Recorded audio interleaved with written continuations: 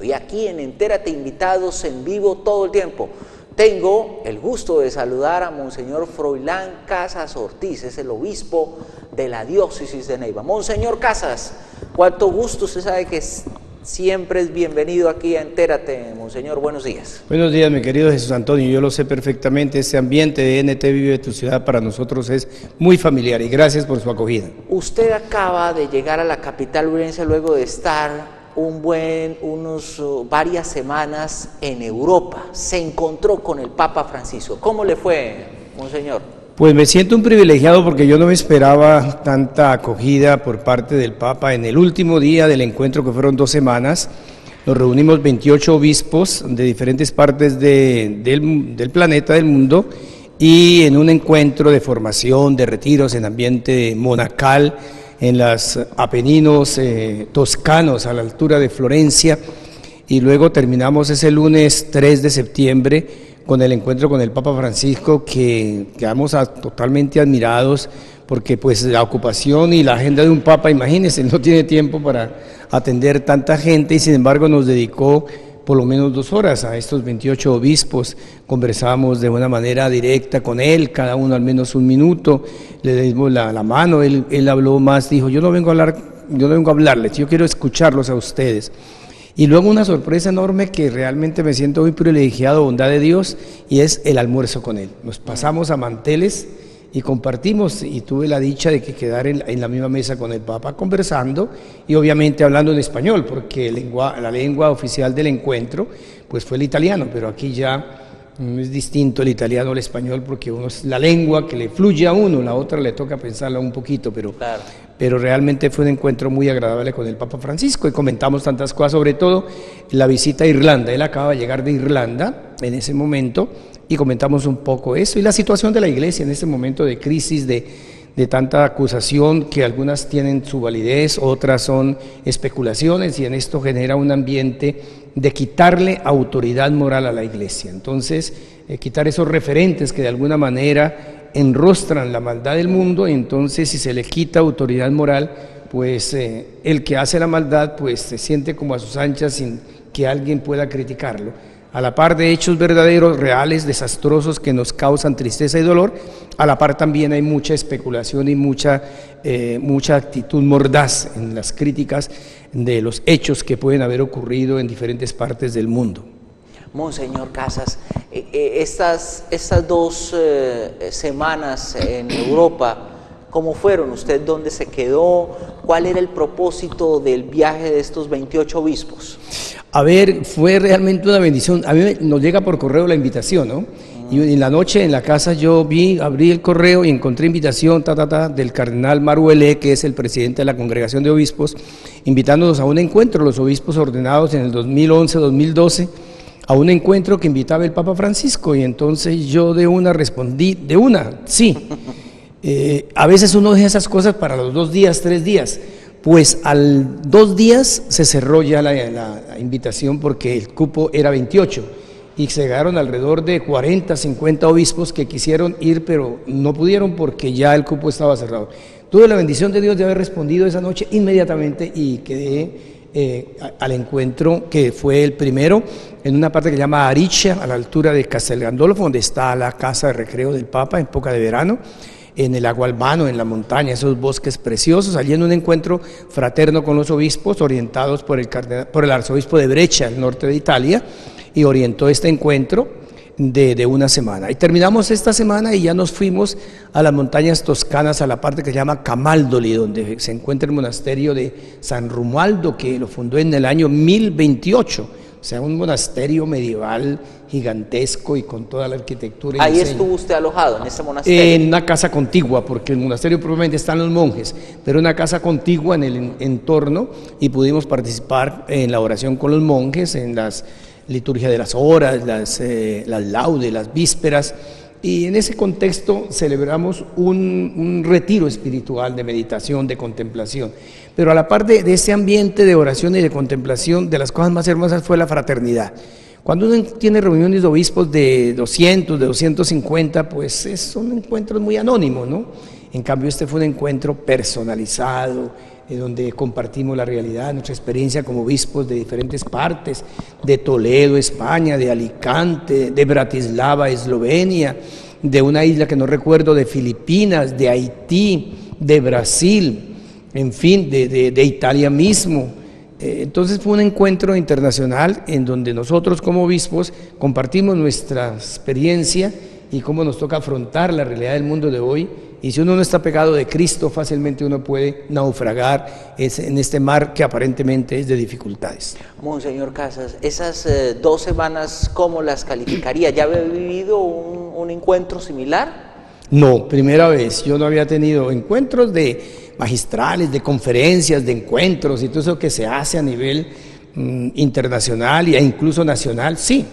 Pero eso es muy masivo, ¿no? Lo que se hace en todo congreso, conferencias, distribución de documentos y tal cosa. No, aquí fue un encuentro fraternal que marcó la diferencia y yo le doy gracias a Dios que tuve esa oportunidad de haber estado en este contexto.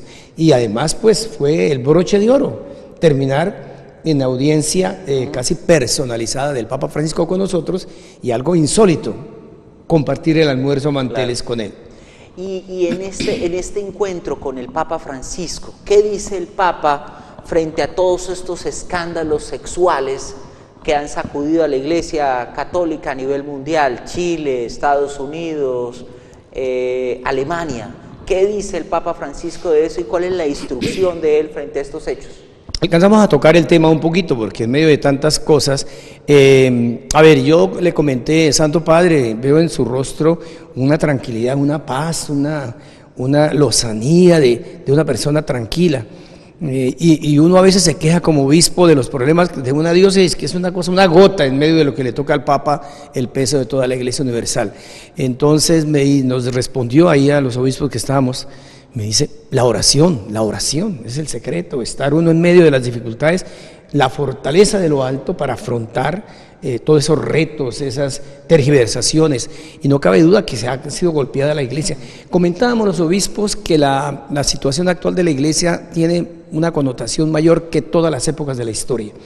En la época del Imperio Grecolatino, cuando fuimos objeto de espectáculo de muerte en el Coliseo Romano, y las persecuciones a lo largo de los 20 siglos, 21 siglos, realmente la de ahora es mucho más fuerte en diferentes aspectos. Este tipo de quitarle autoridad a la Iglesia por los pecados y errores de algunos de sus ministros que involucran a toda la Iglesia. O sea, es como cuando se dice, los colombianos son narcotraficantes y llega uno a un aeropuerto y colombiano, pase a una fila distinta, inmediatamente le revisan la maleta y todo aquello. A uno le duele porque uno no es narcotraficante. Que haya colombianos narcotraficantes son una ínfima minoría y nos involucran a todos. Guardando las proporciones pasa algo así con lo de la Iglesia.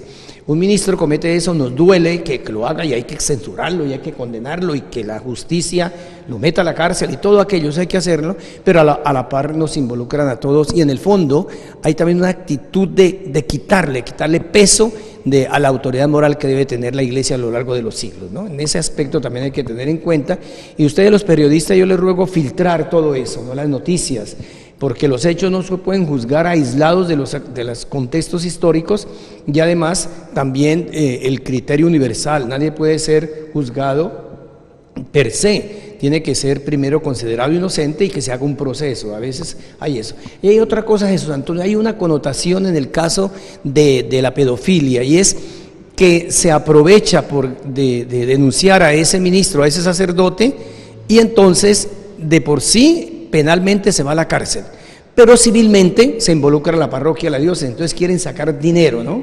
Es decir, ¿qué tal que un alcalde cometa un error y entonces involucren al municipio y también le tienen que pagar el municipio? O un maestro cometa un error de esta índole, por decir algo, entonces denuncian al Ministerio de Educación Nacional, que pague el Ministerio de Educación Nacional, porque eso no ocurre. Pero en cambio lo de la Iglesia sí es saber cómo sancionen a la persona, al delincuente, métanlo en la cárcel, que pague la pena que establecen las leyes del Estado. Pero a la par, ¿por qué tiene que una diócesis? Ahora nos hemos tratado de evitar esto haciendo el código de menores, que firmen los sacerdotes, los catequistas, gente que está involucrada en las parroquias, para evitar que el día de mañana alguno llegue a caer en ese terrible y horrendo pecado de la pedofilia, pues que también el obispo tenga los argumentos para presentarlos ante las entidades judiciales mire, aquí se hizo la prevención, se le hizo una acta de compromiso. Otra cosa es que ya lo haga, pues que responda la persona. Entonces también detrás hay cuestiones monetarias en Estados Unidos. En Boston, por ejemplo, ha sido terrible. O sea, a la par de hechos reales, también hay una actitud de búsqueda de dinero, ¿no? Pero ¿qué tanto hay de cierto, Monseñor Casas, en todos estos, qué tanto hay de cierto y qué tanto hay tal vez de ficción en todos estos escándalos que se han conocido, el tema de Chile, el tema de Estados Unidos, el tema de Alemania, Monseñor? Son temas reales, o sea, casos de pedofilia, eso es verdad. En Chile, en Alemania. Es decir, es un fenómeno, o sea, no es que sea la iglesia. Con esto no quiero justificar a los sacerdotes que hayan caído en este pecado gravísimo y que hay que censurarlo, pero es el fenómeno y quieren de alguna manera como que justificar una cantidad de cosas que están ocurriendo en el mundo, ¿no? Vamos a poner un caso, yo lo he dicho varias veces, supongamos en Neiva, una hipótesis, sí. Hay 20 casos de pedofilia en Neiva, por decir algo, en un año. Y de esos 20 casos, uno es un sacerdote, solo se publica el sacerdote, y los 19 restantes, ¿dónde están? Y uno como ministro sabe la situación de desorden sexual en muchos hogares, hombres bisexuales, cómo se abusa de un padrastro, de un hijastro, cómo se abusa en los términos incluso de escolares. Es decir, un fenómeno terrible, solo que cuando es un sacerdote es noticia y cuando es otra persona no es noticia. En ese sentido también los cristianos católicos deben tener cuidado porque si no se enrostran a una sola persona los pecados que pesan en el mundo. Y obviamente la homosexualidad también se quiere justificar y obviamente de alguna manera como se ha considerado la situación del homosexual de alguna manera censurable, no por sí por el homosexualismo, entonces vienen otras connotaciones para justificar otras situaciones de tipo moral, de tipo comportamental. Monseñor, sin embargo, en todo lo que se ha conocido estos escándalos, mucha gente cuestiona el encubrimiento de jerarcas católicos. Eso también es verdad. No se puede ocultar. Pero Jesús Antonio, vamos a poner que su hijo tiene una situación de homosexualismo y de algo, ¿usted lo publica? No, porque es su hijo. Uno tiene sacerdote, yo no voy a sacar que un padre y de una vez en público, vengan, este sacerdote, pasarlo a la picota y pasar. No, hagan el proceso. Es que uno también es padre, uno no es juez. Y tan fácil es condenar y encubrir. Mire, ahora somos más claros en esto. Pero yo me pongo, hubiera sido obispo hace 40 años y encuentro un caso de esos, ¿yo qué hago? Traslado al sacerdote, lo censuro, le pongo una pena y a ver cómo él cambia. Es que uno de una no tiene la misma actitud de un estamento civil que de una vez condena al sacerdote y hay que condenarlo y hay que mandarlo a la cárcel. No, hay que tratar de buscar la manera de que cambie. Incluso hay una escuela en Envigado con todas las terapias psicológicas y todo aquello para mandar ciertos casos y que la persona vaya allí y tenga todas las terapias respectivas. Es que es distinto, Jesús Antonio, al obispo, al juez, y de una vez condenar y sacar a la picota situaciones de anormalidades, guardando las proporciones en la familia. Los errores de familia no se publican, se condenan, se censuran, pero no están publicándose y sacar a la picota pública todo lo que ocurre. En ese sentido no es cubrimiento, Jesús Antonio. De pronto podría darse casos de encubrimiento, pero muchas veces es la situación uno de padre y pastor, que no es lo mismo que ser juez. Y entonces en esas condiciones de alguna manera ayudar a ese sacerdote. Hay problemas de tipo genético, hay problemas de tipo social, hay una cantidad de razones con estos desórdenes sexuales. Yo creo que de las cosas más difíciles de manejar el ser humano es la sexualidad, en todos los niveles, sí. Incluso a nivel de la heterosexualidad. O sea, la sexualidad es de las cosas más complicadas del ser humano. Con esto no quiero aprobar los desórdenes sexuales que haya, pero lo que quiero indicar es que también hay que considerar. Yo como confesor, cuando escucho los pecados de tipo de desorden sexual, yo no me escandalizo de nada, yo escucho, yo acojo con amor. Cuando me resulta una persona que dice, padre, yo soy homosexual, yo no lo condeno, yo lo acojo, yo le digo, mire, hay esto y esto y lo oriento y le doy la absolución, porque es que es tan fácil condenar, pero hay que ir al contexto. En general hay que seguir este criterio. Hay que ser fortiter in re et suaviter in modo, es decir, hay que ser fuerte con el pecado, condenarlo, pero hay que acoger al pecador arrepentido. Es decir, es como el caso ahora de los concejales o del diputado que están allí, entonces yo los condeno, no, yo voy, los saludo, los visito, como he visitado a tantos en la cárcel. Es decir, mi tarea de pastor es padre, no ser juez. Sí, Monseñor, ¿y cómo recibe el hecho de que el Papa Francisco esté convocando para febrero del año entrante a una reunión de presidentes de episcopados de todo el mundo para tocar este tema de los escándalos sexuales? Pero claro, nunca como ahora la iglesia está afrontando el problema, eso es verdad. Se van los presidentes de las conferencias episcopales y nosotros incluso los obispos colombianos vamos a tener una reunión extraordinaria en noviembre y el tema de 2 días es esa, la pedofilia, la pederastia, y vamos a ver cómo seguimos combatiéndola, pero que por decreto cambiemos, no, por Dios, es que el ser humano, ni uno como obispo está detrás de un padre en tal pueblo, en tal parroquia, y uno se supone. Ustedes no se imaginan eso, Antonio, de las reuniones de con el clero en mi condición de obispo, como soy de enérgico, pero también soy padre, ¿no? Yo censuro y recrimino y llego a censurar, incluso si uno no actúa en coherencia con lo que predica, uno es traficante del evangelio, traficante de la sangre de Cristo.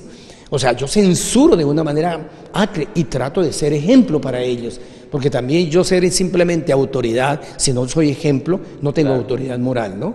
Entonces, en ese sentido, la convocatoria del Papa a todos los presidentes de la conferencia apunta a eso, y nosotros tenemos, Jesús Antonio, un código de menores en todas las diócesis que exigimos se firme, y estamos controlando al máximo. Yo di un decreto aquí en la diócesis prohibiendo personas menores de 18 años en las casas parroquiales, por decreto, y un padre que tenga una persona pernoctando, durmiendo sin mi autorización, pues será sancionado, pero la sanción es de pronto de tipo, qué sé yo, medicinal para que cambie la persona. Yo no tengo cárceles, no tengo procuraduría ni fiscalía para mandar al padre a la cárcel, pero hay situaciones donde uno pone orden. Aquí hay un decreto donde prohíbo rotundamente que haya personas menores de 18 años, el padre puede vivir con sus papás y con las demás personas que de pronto por razones tienen que pedir permiso por escrito al obispo, y yo se lo paso por escrito para que quede archivado y no diga porque es que el oral se pierde y se cambia de una manera olímpica, ¿no? O sea, tomamos medidas. O sea, en su caso usted sí ha tomado medidas para evitar escándalos sexuales en la diócesis de Neiva. Pero claro que sí, se ha tomado medidas, es más, y sanciones en algún caso, no solamente por pedofilia. Mire, Jesús Antonio, si yo pudiera ser más drástico, podría serlo. Debería serlo.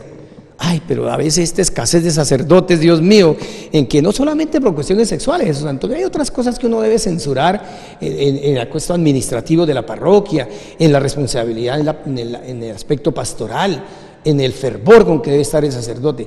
Y infortunadamente a veces toca pasar de largo, pero a veces todo no se puede sancionar, porque también hay fallas, hay errores que hay que también tratar de afrontar, pero sí, en mi caso, no puedo decir qué casos, pero desde que llegué hace 7 años, he estado en una actitud fuerte, también paternal, fuerte, y he censurado, y hay sacerdotes que han sido excluidos, ¿no? Eso no se puede decir porque eso es también de la intimidad, claro, y el honor que merece la persona, porque también, así sea un delincuente una persona, también merece respeto. O sea, no puedo yo descalificarlo y censurarlo públicamente, no, hay que también respetar al que ha cometido el error. Monseñor, ¿y qué tipo de sanciones usted puede tomar? ¿Es contra un sacerdote que usted lo pille no solo en un escándalo sexual, sino también en cosas como las que usted decía, en la administración de una parroquia? Por ejemplo, ¿qué tipo de sanción puede aplicar o ha aplicado? Por ejemplo, llego a una parroquia y el párroco no está, y debe informarle al obispo que él debe, si se va por más de 3 días, debe de pedir permiso al obispo, y después se va una semana y no, entonces le hago una amonestación escrita, por ejemplo. O por ejemplo, llego a un despacho parroquial y dice abierto de 5 a 6 y llego yo a las 5:30 y el despacho está cerrado. O sea, son cosas pequeñas pero que inciden en el pastoreo, en la atención a la gente, que la razón nuestra es la gente. Sanciones de ese tipo, o de pronto porque se va a otra parroquia a celebrar cuando a usted no le toca, y como que dice, invade jurisdicción ajena. Y así eso no está permitido. No, cada párroco debe atender, es su parroquia. Y cuando tiene que salir a otra parroquia es lo normal, pedir permiso al párroco del lugar, no llegar, sino al párroco del lugar pedir el permiso. Eso es lo normal, es guardando las proporciones. Un alcalde, un juez tiene su jurisdicción. Entonces, abusos de esa índole, o abusos, por ejemplo, en que no atiende bien la gente, que es agresivo, qué sé yo, o que los estipendios son 30.000 y cobró 40.000, qué sé yo, son de esos desórdenes de tipo administrativo. Pero también puede ocurrir desórdenes en que el sacerdote tiene su amante, ¿no? Célibes de día y casados de noche, ¿no? Podría darse un caso. Sí. Entonces uno llama la atención y después puede llegar incluso a la suspensión y se puede pedir incluso que ya quede en su vida laical. Pero ha habido casos, sobre todo más en la línea sexual, uno es más estricto por el escándalo que pueda generar, sobre todo en la comunidad. Pero no quiere decir que tengamos sacerdotes puros, santos, inmaculados. No. Aquí tenemos sacerdotes pecadores, empezando por mí. O sea, uno no es inmaculado, pero lo que tratamos de hacer es ser buenos ministros del Señor y sobre todo querer la gente, amar la gente, llevar la palabra del Señor a la gente, pero obviamente, como dice San Pablo en Carta a Corintios, llevamos en vasos de barro las grandezas de Dios. Castigos como dejar a un sacerdote sin poder oficiar una misa, ¿esos Claro. castigos se dan? Pero claro, y existen, son reales. Prohíbo celebrar y prohíbo todo el ejercicio del ministerio. Y obviamente tiene que también la curia darle un aporte económico y siguen afiliados a los seguros, a la previsión social. O sea, es duro tener que suspender a alguien desde el punto de vista incluso económico, hay que sostener a esa persona que está suspendida, ¿no? Y hay casos, y toda falla que haya a nivel, no la recibo yo. El juez de una curia se llama vicario judicial. Y él recibe las quejas y yo trato, deme la prueba para yo dar el fallo, ya evitar, detesto los chismes, detesto que me comenten cosas por la calle o que en una reunión que el padre tal, a mí no me venga con esos cuentos, vaya al vicario judicial, presente la denuncia y entonces sobre soportes puedo llamar al padre, porque yo qué tal decía el padre, es que usted hizo eso, entro yo en el chisme, yo no entro en chismes, yo entro en hechos que sean evidentes y tiene que haber pruebas, porque si no estoy fallando y también pierdo autoridad frente a los sacerdotes. Monseñor Casas, estuvo usted varias semanas por fuera y llega aquí y se encuentra con el escándalo de los concejales, del diputado de la Asamblea del Huila, Óscar Ureña, capturados, señalados por la Fiscalía de la aparente e irregular elección de personera y de contralor. Usted los visitó el lunes pasado, ¿por qué fue a visitarlos? A ver, yo me sentí cuando llegué y me enteré, porque uno allá está, yo estaba ajeno un poco, incluso por el encuentro, estábamos en unas montañas, incluso donde no entraba la señal de internet, entonces yo estaba ajeno y no me interesé porque estaba dedicado a en lo que me habían propuesto y en lo que yo estaba empeñado.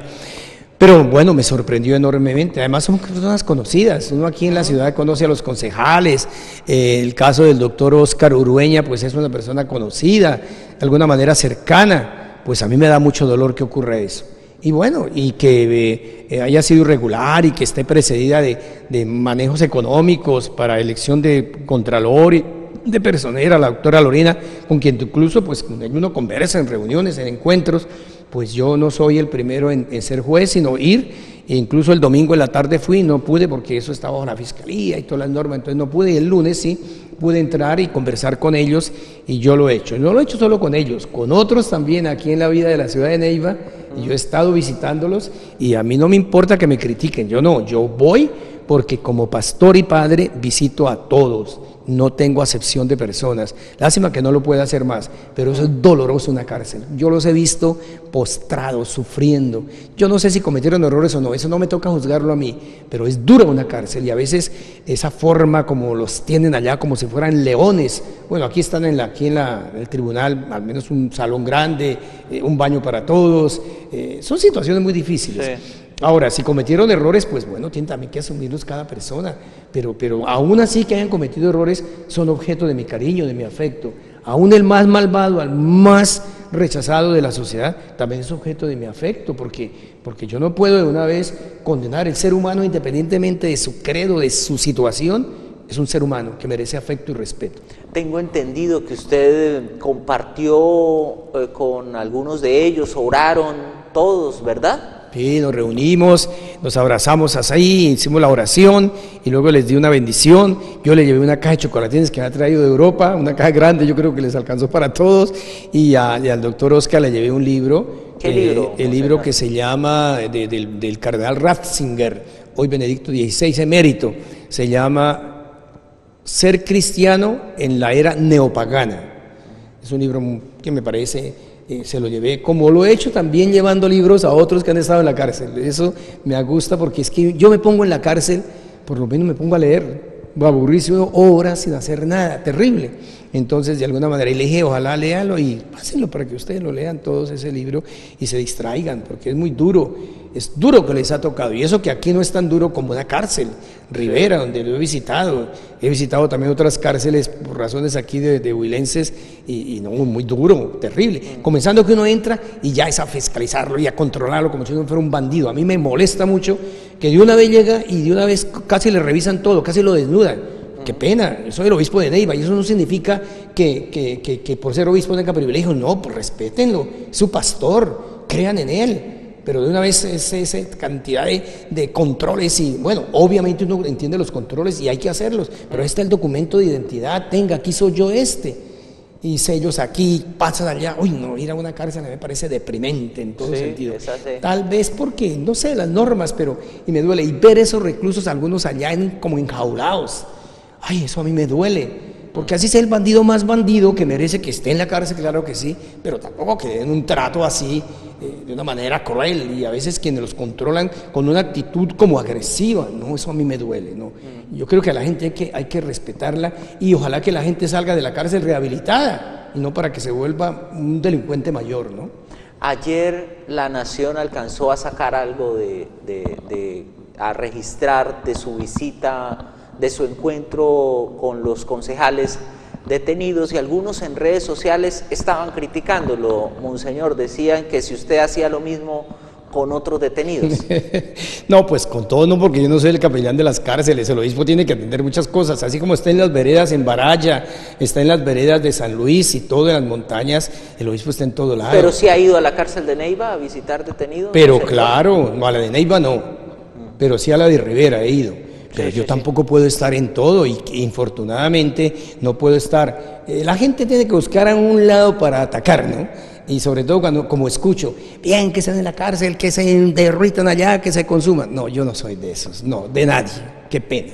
No comulgo con esas actitudes agresivas, duras. Mucho el odio, independiente de donde sea. Cuando me reuní con algunos de las FARC en esta situación de esto, yo les dije, el matar es un pecado grave y si usted se muere se va al infierno porque usted ha matado. Y también a las víctimas, me acuerdo de un encuentro allí en Rivera con la secretaria de Educación, que algún encuentro en estas situaciones, y con qué respeto yo fui claro, pero paternal y claro y firme. O sea, yo tengo que censurar el pecado, pero tengo siempre que acoger al pecador arrepentido, porque tras del ladrón bufón a veces se cometen los errores y hacen alarde de que son puros y castos, qué pena, no lo son. Entonces, en ese sentido tengo que ser fuerte, pero mi papel será siempre, Jesús Antonio, acogerlo. No me queda tanto tiempo para tantas otras personas, pero en lo posible, que va uno al hospital. Eso no se registra periodísticamente, cuando uno va a los hospitales, cuando uno atiende a un enfermo en trance ya de muerte, eso no se registra periodísticamente, pero eso lo hacemos los sacerdotes, aún el obispo, que incluso, o me llaman que tal cosa, entonces yo pido el favor a un padre que vaya, o sea, se hacen muchas cosas buenas, solo que no se registran periodísticamente. Monseñor Casas, agradeciendo su presencia, no quiero dejar pasar la oportunidad sin preguntarle por un hecho que ha sido noticia a nivel nacional en los últimos días, la renuncia al sacerdocio del padre Alberto Linero, muy conocido, un cura muy mediático. ¿Qué piensa de eso? Me da mucho dolor y rabia al mismo tiempo, ahí sí me da rabia. Hombre, un hombre con esas cualidades, un hombre que llegaba a la gente, ¿cómo es posible que se retire? A todos nos toca afrontar las situaciones, que la soledad, ¿cuál soledad? Cuando uno tiene entrega es eso. Además, él era miembro de una comunidad religiosa, dificultades donde no hay. A mí me duele que él se haya retirado, porque lo valoraba, estaba haciendo una acción preciosa ante la comunidad, era un instrumento del Señor para predicar la palabra de Dios. ¿Por qué se retira? No, la lucha es de todos, y a veces tiene unos momentos en que está desinflado y otras veces en que coge fuerzas. Yo me fui para Europa un poco con estos problemas de la diosa, a veces triste, y llegué recargado de las pilas, otra vez entusiasta, y habrá problemas, y bueno, y yo me pego al Señor, pero me parece, yo censuro, pues no a este señor como tal, como persona, pero me duele que él se haya retirado, y no era la salida. y no es que me siento solo y que entonces me caso o que tengo hijos, por decir algo, en la vida. Entonces todos los casados son felices y todos los que tienen hijos son felices. Y entonces, es decir, no es el problema de casarse o no casarse o de tener hijos, que es algo hermoso, y casarse es algo hermoso, pero es a veces otras situaciones. Cuando uno no cultiva la vocación se enfría. Un sacerdote que no esté pegado al Señor en oración permanente fácilmente se deja llevar de todas estas situaciones. Y máximo él, que al fin y al cabo está en una situación entre comillas, de posición social, invitaciones, claro, hoteles, vuelos, posicionamiento, pagos incluso de conferencias seguramente. Si eso no lo maneja uno, y eso no lo censuro que lo haya hecho él, no, a él le tocaba. Lo que censuro es que abandone el ministerio. No me parece correcto, porque él, como otros tantos que han habido, Jesús Antonio, me acuerdo de un padre Gallo que escribía cosas muy buenas. ¿Por qué se retiran? Por Dios, hay que estar en la lucha, en el esfuerzo, hay que seguir adelante. Como una de estas monjas, Glenda, me parece que llama, de italiana, que cantó lindo y que entonces hizo famosa, y ya después colgó los hábitos. Por Dios, uno no tiene por qué ser grande para abandonar a Dios. Yo no sé por qué la gente se llena de poder, de grandeza académica, social, política, económica, y ya Dios sobra, ¿no? Porque ya soy yo Dios.